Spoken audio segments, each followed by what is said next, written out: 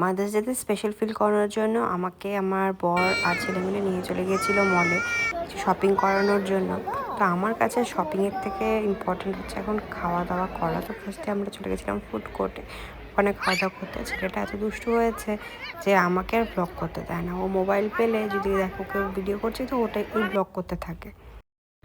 আর ফার্স্টে দেখতে পারলে ও কি সুন্দর চলন্ত সিঁড়িতে একা একাই ওর বাবার হাত ধরে উঠে গেলো, মানে ভাবতেও পারি না যে অতটা বড় হয়ে গেল।